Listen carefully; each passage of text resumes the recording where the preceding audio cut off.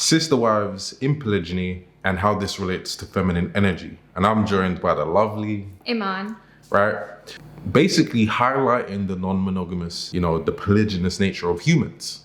And it's something that many people don't want to accept, which is why they find themselves in situations where they could be lied to, cheated on, deceived, and no one wants that, do they? And I think it's very important for us to highlight, not every single guy, because a woman might hear this and be like, oh my God, so there's every single guy, wants to be with more than one woman and so on. And that's not necessarily the case, but it is the case that on some level, for both men and women, there's a non-monogamous nature that we have to take into account. And if you don't take it into account, it's still gonna be there. When I think about how this relates to, women and feminine energy and how we can see throughout history that women who were sister wives had the potential to engage in collaboration, connection, and cooperation, that's something that's good for the feminine energy. But, I want to know, because I don't want to go on too long, is there anything that comes up for you with this subject? Historically, women have always wanted to gather together. Women have always gathered together ceremoniously in familial settings and environments. And it is that connection of feminine to feminine energy that is really powerful. It's the ability to gather in space together as women that enables all of the beautiful, wondrous qualities of feminine energy to truly be expressed and to be expressed in a space of safety. And so when we talk about the polygynous nature of humans, and we're thinking about the structure where the man has multiple wives, essentially what you're doing is building this beautiful foundation for an empire, because you are using the power of the feminine energy and the feminine spirit to multiply. And so you often hear this sort of phrase or this idea that when you give a woman something, she multiplies it. So imagine giving more than one woman something, how much more you would have. One woman on her own is great and she can multiply, but having multiple women all supporting, collaborating, connecting, and thriving in that feminine energy is so much more beneficial, not just for the man, but also for the women in that structure and in that relationship. So it can provide a beautiful foundation for all those things. And I think what stops many women from being able to even consider being open to it, because they're attributing their bad experiences of men who were unrighteous and cheated and lied, and they link the feeling of that and the experience of that and think it's the same thing as the historical ancient practice of polygynous or plural marriages. So is there anything that you want to say on that? I think that is true, and certainly it's been my own personal experience as well. When women have experienced cheating in relationships, that often leaves a sour taste in their mouth. And so when they then move forward with a man who wants to engage in polygynous practices, that can throw them off because it incites those feelings of jealousy, and it probably triggers old wounding for a lot of them. But I think what's really important is acknowledging this aspect of agreement. The difference between an upfront polygynous relationship and being in a relationship where your partner cheats is informed consent, if you like, or informed agreement. I know upfront what I'm getting from a polygynous relationship versus the feeling of being lied to, betrayed, and hurt by my partner cheating on me. And so in one situation, I can either give my agreement to that or not, if it's for me or if it isn't for me. And in the other one, it's happening to me whether or not I give my agreement to it. And that agreement, if you like, that informed agreement, that informed consent that the woman enters the situation with is actually empowering for the woman, because she gets to say, well, this is for me, this isn't for me, rather than finding herself in a space where she then has experienced the wounding and the betrayal, etc., from having a partner cheat. When I say that, I mean, there's nothing wrong if a guy and a girl say, it's just gonna be me and you, and that's it, and it's gonna be an exclusive relationship and so on, and both people have decided that's what they want to do and they're fully in it. Because if that happens and no one's forced, then what happens is you can trust that, you know, they both asked for it. Mm-hmm. But what happens is women kind of know men are like this, but then they want to cover up those wounds by forcing the man into those situations, which to me is just as bad as a man forcing a woman to be a part of a non-monogamous situation that she didn't agree to. From both aspects, there's not choice, right? So one thing that stops women from being able to even listen to this is the bad experiences that we spoke about. But what happens then is that they feel more emboldened in wanting to be jealous, possessive, insecure, and selfish, you could say, right? Now, you should never be with a man and say, well, I'm with him, I'm just too selfish. Because even if you was just with him, it shouldn't be coming from a I'm possessing you mindset. It should be coming from a I love you mindset. I want the best for you mindset. And if you being just with me is what is the best for you, then I love that. Then you can trust it. Then you don't have to sneak and look inside of his phone and force him and say, why are you looking at that picture on Instagram? You can just allow him to tell you if that's what he's like, which is comfortable for the woman's nervous system. You know? That's so powerful, comfortable for the woman's nervous system. And I think it's really important for you to understand where you're being triggered by wounding versus, and so that's work for you to do, versus someone that is making you feel uncomfortable within and triggering your nervous system. But, you know, that choice thing is so important. And I think people in this day and age often forget to have those very open conversations at the beginning of getting to know each other. You know, do you want to be in a monogamous relationship, or do you want to be in something that looks slightly different? And if it looks slightly different, what does that look like? What are the boundaries around that? And what are the boundaries around the monogamy, if that's the route that you choose? And I think part of that exploration, if you like, is this very open conversation, but also understanding what your needs are and how those can best be fulfilled. And if it is that you are sort of in alignment in purpose and in vision and in mission, then you can almost offer that out to other people. And it doesn't have to be kept within the confines of a monogamous relationship if that isn't for you. And I think part of that exploration is finding out what people's values are.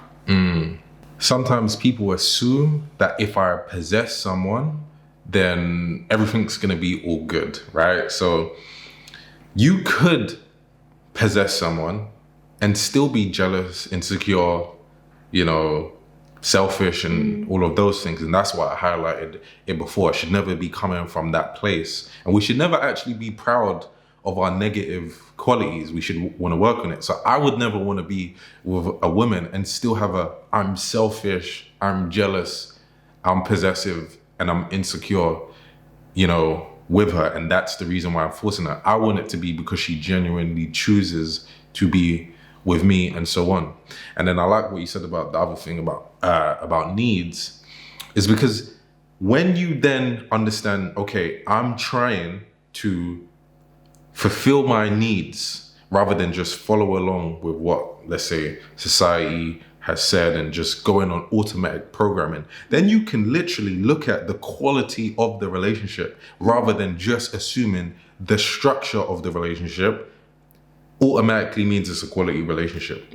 So a man could say he's going to be monogamous to a woman, but that doesn't actually mean he's a quality man and gives her a quality experience. Do you get what I'm saying? And I think the flip side almost is that a lot of people in monogamous relationships will often sort of sugarcoat or explain away the behaviors of their partner when they are expressing almost their natural instinct or their natural expression, in order to not feel triggered from past wounding. And I think that's really important to distinguish. But I love what you say about it should be coming from a place of love, because I've had the thought that really, if my partner's love is that powerful, that amazing, that, you know, such high quality as you put it, then I would actually be selfish if I didn't let him share that with the world, if I didn't let other people experience that from him, because I would want people to feel what I feel. And I would want him to share his love with the world, because it is that powerful and that life-changing. And I would want people to experience it. And I'm not suggesting that he actually share it with the whole world intimately in the confines of a relationship, because I think he also ought to be selective. But I think it's important to recognize that that is coming from a place of love. You know, I always think of it as if I'm honoring the divinity in my partner, and God, source, universe is infinite, then why would my love for him or his love for me be finite? And love in and of itself isn't finite. Love is infinite. So who am I to want to limit that expression of love if that is his natural instinct? And you can only actually have that mindset if you're truly confident, if you truly know your worth, if you truly have self-love.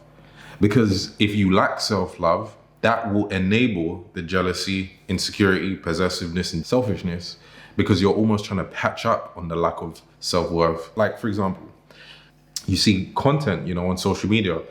Let's say you was out with a girl and you ordered from the restaurant. You're like, okay, yeah, I'm gonna have this, and me and my lady will have this, and you smiled at the waiter, right? And then she goes, why are you looking at her and smiling? Da, da, da, da, da. You would know that her possessiveness and jealousy, which is illogical at that point, is because she's lacking confidence. Because if she did have confidence, it wouldn't bother her so much. You know? Do you kind of get what I'm saying on that? I do. Yeah. And I think obviously that comes from some trauma or some wounding in the past, which has led to that. And, that is just the outward expression of the root of some form of trauma, usually some abandonment, wounding in childhood. But I think generally the jealousy point, especially for sister wives, is an ongoing journey. And I think if you recognize that each of you is going to bring a different expression of the feminine energy or brings different qualities to the family, then there's no need for you to compete, because you're recognizing that we're just playing to different strengths. And that is powerful in itself, because you can recognize the strengths within you and then bring those expressions out more. And actually, you know, competition between women is something that is being conditioned in us. It's not innately feminine for us to compete with each other. It's innately feminine for us to collaborate and to connect and to uplift and empower. But it's interesting how we can do that in some spaces quite comfortably, but then when it comes to other spaces, we're not so good at that. That last points that you was just talking about is really why I believe that it's extremely empowering for the feminine energy, because you rid yourself of insecurities, because you have to be able to, even for that type of relationship to flourish. But then the other part is then you love on other women. You want best for other women. There's a book called What I Want for My Sisters. What I Want for Myself, I Want for My Sisters, or something like that. You are okay collaborating with women. You don't see other women as competition.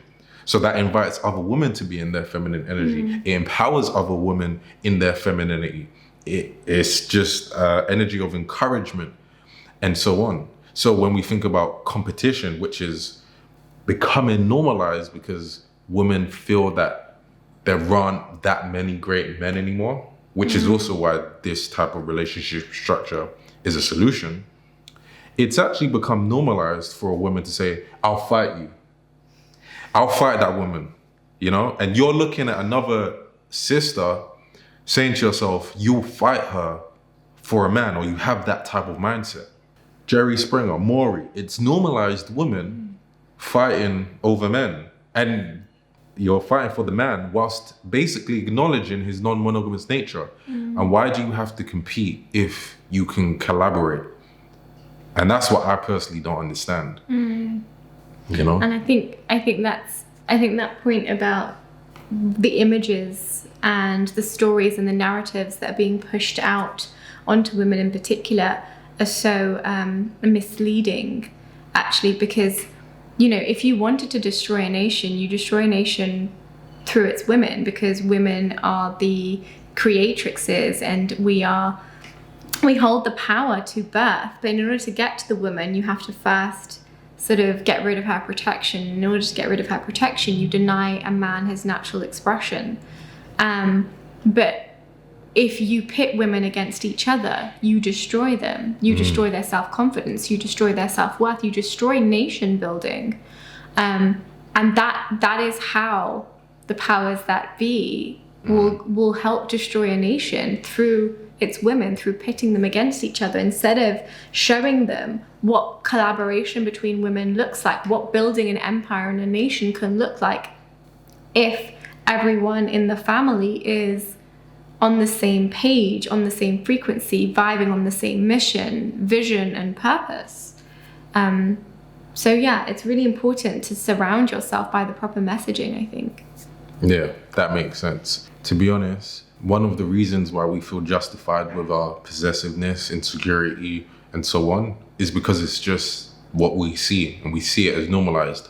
But if you go to cultures, particular ones, where with the women, they would never think of competing for a man. Like, it just wouldn't even come into their head.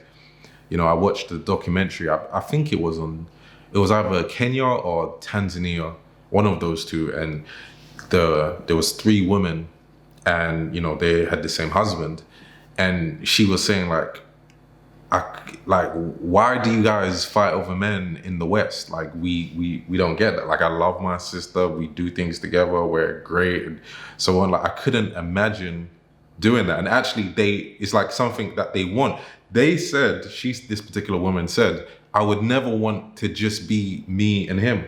Then I have to do everything by myself. I have to do all of the household domestic things by myself. I would be bored when he leaves. Like, so it's just a mindset shift. So those women don't even get it, you know? But is there anything else that you want to share, you know, on the topic? I would say have very open, honest conversations and explore what works for you and what doesn't work for you. Even if this is the lifestyle that you choose, explore what works within the confines of that lifestyle.